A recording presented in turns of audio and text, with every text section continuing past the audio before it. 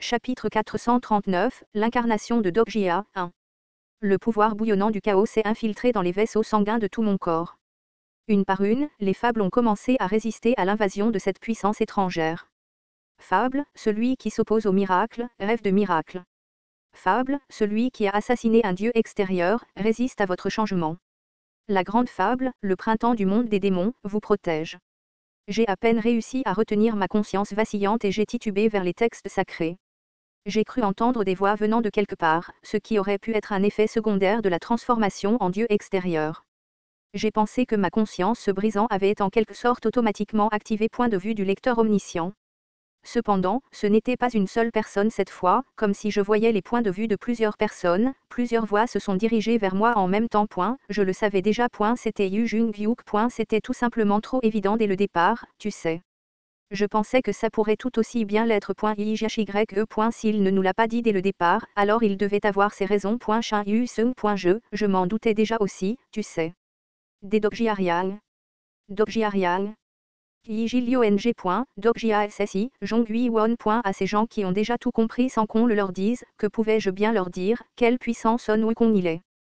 Qui pourrait-il être? C'était Yion Cong. J'ai fini par sourire doucement. Bon, c'est peut-être pour le mieux qu'il ne le découvre pas. J'ai senti mes souvenirs commencer à s'effriter. Une fois la transformation en Dieu extérieur terminée, tous mes souvenirs devraient se disperser comme de la poussière cosmique. Kim Dogjia avait peur. Le quatrième mur en était probablement déjà conscient. Ces grandes conversations n'étaient rien de plus qu'un lâche prétendant être dur. Après avoir perdu tous mes souvenirs, resterai-je toujours, moi, je suis mort plusieurs fois jusqu'à présent, mais je n'ai jamais perdu tous mes souvenirs. Français qu'arriverait-il moi, qui se souvient de tout, à partir de maintenant. Ce qui l'effrayait vraiment, ce n'était pas la mort. Même si je devais les relire tout, serais-je capable de retrouver pleinement les émotions que j'ai ressenties à l'époque? Fable, camarade de vie et de mort, vous regarde. Fable, celui qui chassait le roi des calamités, vous regarde. Fable, libérateur des géants, vous regarde. Serais-je vraiment capable de ressentir les mêmes émotions que j'ai ressenties lors de l'acquisition de toutes ces précieuses histoires? Et enfin, les textes sacrés attendaient Kim Dogjia sous ses yeux. Le remake de la pérégrination vers l'ouest. Ce livre était la grande fable elle-même.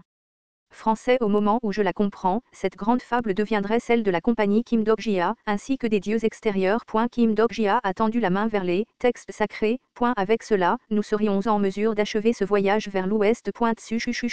C'est à ce moment-là que quelque chose d'étrange s'est produit en raison de l'événement inattendu dans le scénario. Votre transformation en dieu extérieur est retardée. Elle est retardée. Les étincelles qui explosaient tout autour de moi devenaient encore plus violentes tandis que les rugissements des constellations s'éloignaient. Le flux de l'espace-temps était étrangement déformé. Une probabilité si puissante qu'elle me donnait des frissons et la chair de poule était mobilisée. Français, c'était comme si la totalité du Star Stream se tordait autour. Quelqu'un s'introduisait dans le scénario en traversant l'espace déformé. Le grand Dokaebi, Eoju, s'est incarné dans le scénario.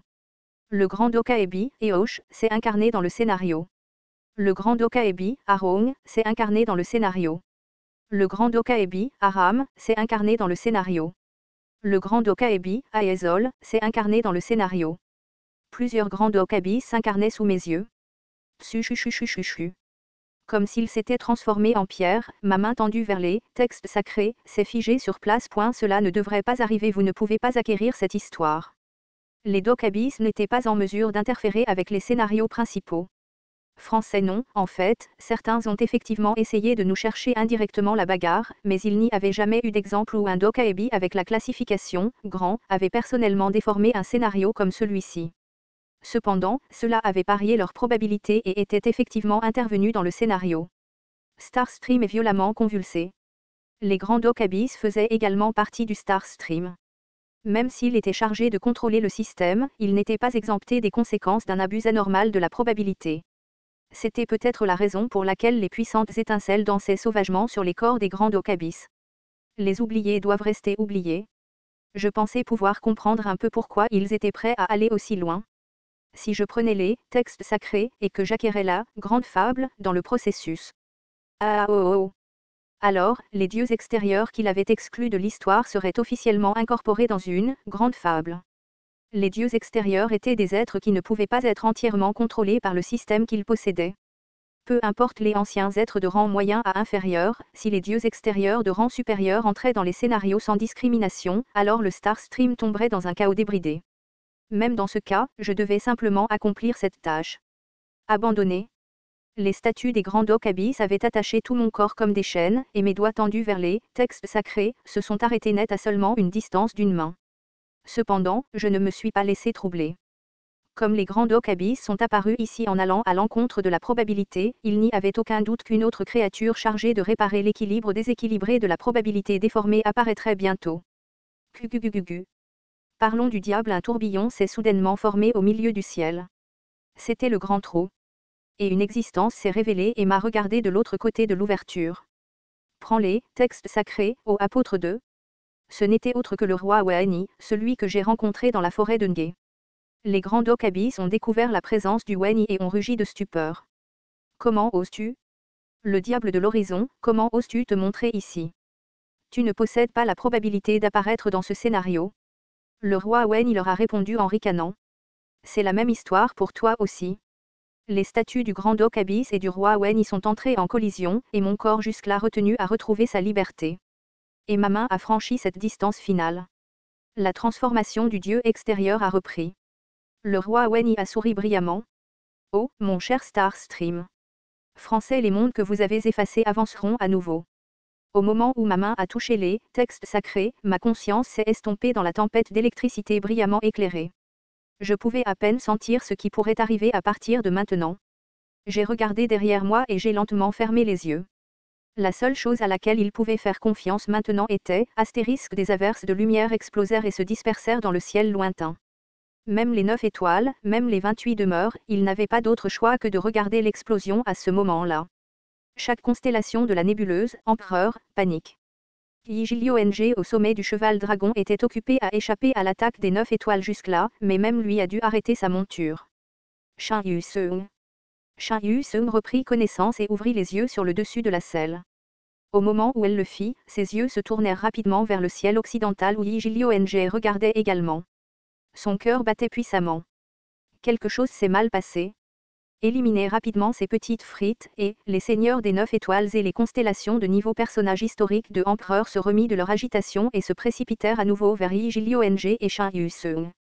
Le garçon parla, son regard toujours fixé sur le ciel occidental. Je vais créer un chemin, alors allez-y, personne n'avait besoin de leur expliquer. L'histoire qu'ils cherchaient était là-bas. Va sauver Dokjia Ryang. C'est là que se trouvait Kim Dokjia. Shin Yu-seung pouvait le sentir. Peut-être, bien mieux que quiconque. Au moment où Yigilio Ng sauta du cheval dragon et libéra son statut, Shin Yu-seung fit s'élancer sa monture. Le cheval redevint le dragon de jade et vola en avant comme un hors-bord à la surface de la rivière. Une odeur nostalgique de fable flottait au loin. C'est là qu'elle pouvait voir la lumière des étoiles de son sponsor qui l'avait protégée pendant longtemps. Elle brillait si fort comme ça, pourtant, pourquoi n'en avait-elle pas été sûre avant? D'innombrables questions se bousculaient dans sa tête avant de s'échapper. Pourquoi Kim Dokjia était-il à cet endroit? Pourquoi n'avait-il révélé sa véritable identité à personne? Shin Yu-seung ne pouvait répondre à aucune de ces questions. Cependant, elle sentit que si Kim Dokjia se perdait à nouveau à cet endroit, elle ne pourrait plus jamais le revoir. Quoi. Des rayons de lumière tirés par les 9 étoiles s'écrasèrent sur le cheval dragon. Shin Yu-seung hurla en plongeant dans l'eau de la rivière. Cependant, des créatures la tirèrent hors de l'eau. Kim Dokjia, where, depuis quand est-ce arrivé? Les Yogos qui flottaient auparavant se sont rassemblés en un grand groupe et traversèrent la rivière. D'une manière ou d'une autre, elle s'est retrouvée au sommet du groupe. Les Yogos flottaient comme des tremplins et créaient le chemin à suivre.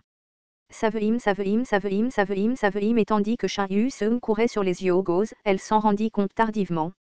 La raison pour laquelle Ajussi est ici, c'est pour le bien de ces gars-là.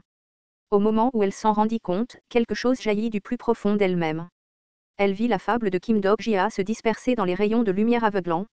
Elle n'avait besoin de personne pour lui expliquer qu'il était clairement en grave danger en ce moment. Pourquoi Ajussi, toujours seule?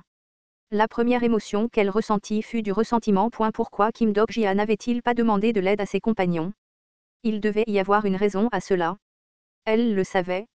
Mais, il pensait probablement que c'était pour le mieux. Même à ce moment-là, certaines choses restaient difficiles à accepter. C'était la même histoire au château des ténèbres et aussi dans le monde des démons. Et même pendant la grande guerre des saints et des démons aussi. Leur long scénario n'était que l'histoire des sacrifices continus de Kim Dok-jia. Et c'est pourquoi ce ressentiment n'était pas dirigé contre Kim Dok-jia, mais contre Shin Yu-seung elle-même. Elle n'était autre que l'incarnation de Kim Dok-jia et c'est pourquoi elle ressentait cette tristesse.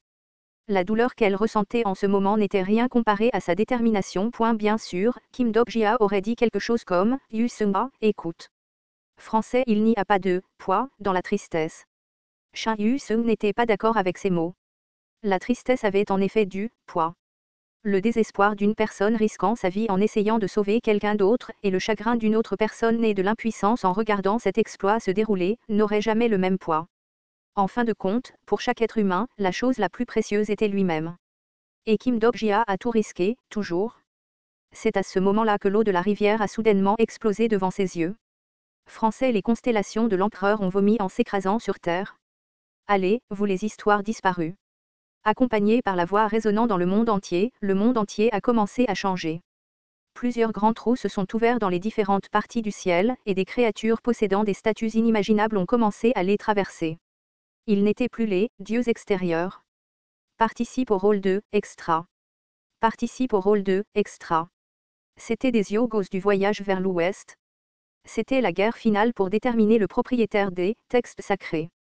La horde d'êtres démoniaques ténébreux s'est précipitée pour mettre la touche finale aux dernières pages de ce long conte. Un spectacle semblable à celui du monde rencontrant son annihilation s'est joué. Et au centre de cet apocalypse, Kim Dok-jia avec ses deux yeux vides errait parmi les yogos. Shin Yu-seung se trompait elle lorsqu'elle pensait qu'il ne semblait plus être Kim Dok-jia, mais un yogo. Je dois l'arrêter. Au sommet du chemin brisé des yogos, Shin Yu-seung regarda sa petite main. C'était une main dont elle croyait qu'elle était capable d'accomplir des choses bien plus grandes que n'importe quel adulte. Et elle l'avait fait précisément de nombreuses fois auparavant. Cependant, au moins à cet instant, elle sentit que ce n'était rien d'autre que la petite main d'un enfant. Les cieux se fendirent et le sol s'effondra. Les eaux de la rivière Tongtian se renversèrent entièrement, et les créatures vivantes qui se trouvaient à sa surface moururent en masse tandis que le sang et les fables affluaient. Le juge, le successeur de Sakyamuni, vous regarde. C'est exactement à ce moment-là qu'elle sentit le regard de quelqu'un et entendit la voix de cette personne. Yu-seung, toi seul peux le faire. C'était une voix qu'elle connaissait si bien. Sans Ayeni. À ce rythme, Dok-jia SSI ne pourra pas revenir. Toi seul peux l'empêcher. Il n'y avait pas assez de temps pour se demander comment une telle chose était possible. Alors, Shin Yu-seung posa d'abord la question nécessaire. Que dois-je faire? Yu-sang ne lui répondit pas tout de suite. Cependant, ce qu'elle dit ressemblait à un Bouddha abordant un nouveau sujet de conversation. N'oubliez pas votre rôle. Shin Yu-seung fixa momentanément le ciel avec stupéfaction, avant que son regard ne se tourne vers Kim Dok-jia. Un bandeau doré brillait faiblement au-dessus de la tête de Son Wukong. Elle baissa à nouveau les yeux sur son poing. C'était toujours celui d'un petit enfant. Mais en même temps, c'était aussi le poing de Tang Sanzang. Puis-je vraiment le faire? Sa voix tremblait. La silhouette de Kim Dok-jia titubait au loin. Fable, roi démon du salut, continue son récit. Finalement, les larmes qu'elle retenait se libérèrent. Mais, c'est peut-être ce que veut Ajussi, tu sais. Et à un tel enfant, Yu-sang a par là. Il est seul depuis très longtemps. Kim Dok-jia. À quelqu'un comme ça, lui dire qu'il n'est pas seul quelquefois ne changera rien du jour au lendemain. Shin Yu-seung était l'incarnation de Kim Dok-jia. Tu dois le lui dire, être toujours à ses côtés et le lui réaffirmer. Alors qu'elle pleurait, Shin Yu-seung s'avança. Jusqu'à ce qu'il réalise qu'il n'est vraiment plus seul. Elle rassembla chaque petit morceau de son statut et se mit à courir à toute vitesse. Tout comme Kim Dok-jia utilisant la voie du vent, elle aussi donna tout ce qu'elle avait écouru sur la rivière. Tandis qu'elle marchait sur la surface de l'eau en s'enfonçant petit à petit, Shin Yu-seung cria fort comme pour arracher ses cordes vocales. Ajussi. Kim Dok-jia n'écoutait pas. Au milieu de la bataille sanglante entre les yogos et les constellations, il la regardait avec des yeux vides alors qu'il se transformait lentement en un autre yogo. Son corps changeait. Kim Dok-jia se dispersait. Ne pars pas. S'il te plaît. S'il te plaît, ne pars pas. Elle regarda son parrain disparaître lentement sous ses yeux et cria de plus en plus fort. Cela ne ressemblait pas à des mots, mais à des cris, à la place. C'étaient des choses qui ne pouvaient pas être transmises avec de simples mots. Une toute nouvelle fable est en train de germer en vous. Tout le monde ne pouvait pas utiliser des méthodes spéciales pour communiquer, et c'était pour cela que les fables existaient.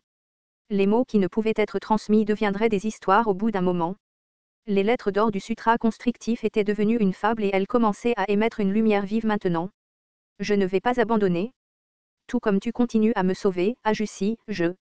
Alors que les météores pleuvaient tout autour d'elle, Shin Yu-seung regarda droit dans les yeux son étoile et raconta son histoire. Je te sauverai certainement aussi. Épisode 83. L'incarnation de Dogjia, 1, fin.